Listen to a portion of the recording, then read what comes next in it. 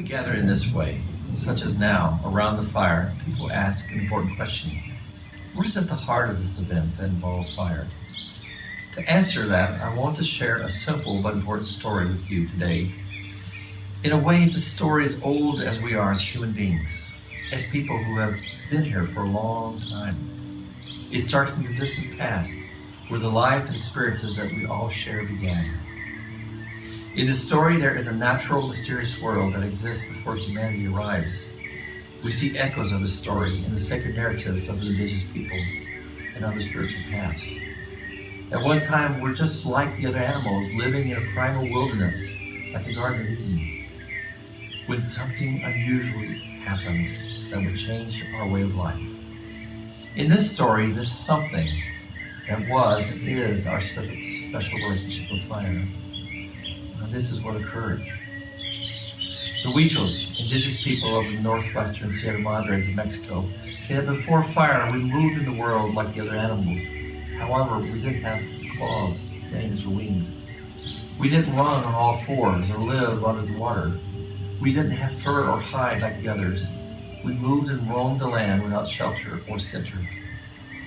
Then something amazing happened. Fire arrived in our lives, and we developed a relationship with fire.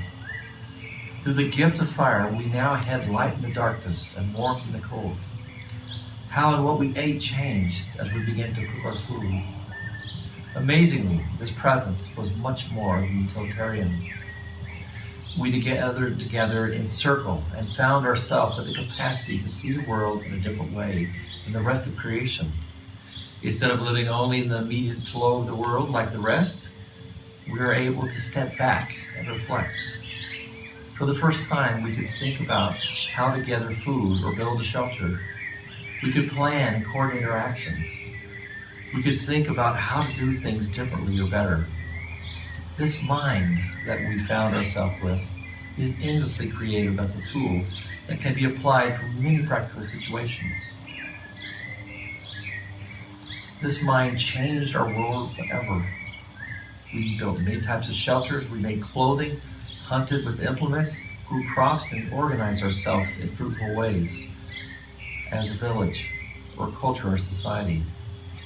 Not only allowing us to survive, but to thrive through methods the other animals did not have. However, we discovered through spirit that this gift came with a cost. This gift produced a split from the mysterious living creation of the world, leaving us feeling separate from others and the sense of who we are and how to move in the world in a good way.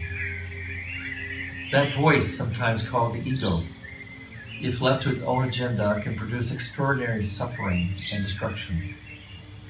In this story, we received 5 basic antidotes to the drawbacks of this gift. We were given by spirits, we were given wisdom to illuminate the natural blindness and selfishness of the mind, and to show us how to better understand life, the world, each other, and ourselves, to help us live a good life from what can be learned, earned, and taught. We were given the traditions, how to gather as people and community to hold this wisdom, how we work with wisdom as the ever-unfolding mystery of life that produces change, how we preserve wisdom so that it can be passed on for future generations. We were given specialized emotions. We were given courage to overcome the natural fear in the mind. We were given gratitude to honor what we had perceived. We were given humor and laughter so that the burden of our separation from the rest of creation would be lightened. We were given a deep grief in order to help us let go of loss. We were given ceremony to help us transcend our sense of separation and to feel more closely connected to the mystery of the world, unperceivable by our minds. And we were given a way to keep fire as the expression of heart, connection, and transformation in order to keep us open when doubts and fears cloud our minds. For some peoples, special plants were given to support this, but for thousands of years throughout the many lands, we lived and remained devoted to these gifts, lived, shared with others, and passed from this world. For a long time, the mind has given us great advantages, and it was balanced by its special gifts, so that life could continue in a good way. However, over time, the voice of the mind has grown louder and that led to an imbalance. Wisdom was cast in doubt and later confused with information. Cultures dedicated to living in wisdom were overrun, neglected, or forgotten. Emotions became misunderstood. Ceremony was misjudged, unappreciated, or forgotten. And fire became either feared or highly controlled. Even in this time of great material and financial prosperity, we feel increasingly disconnected from ourselves, each other, and the natural world. Our sense of purpose and meaning is fading, while confusion, distrust, and false knowing are rising in its place.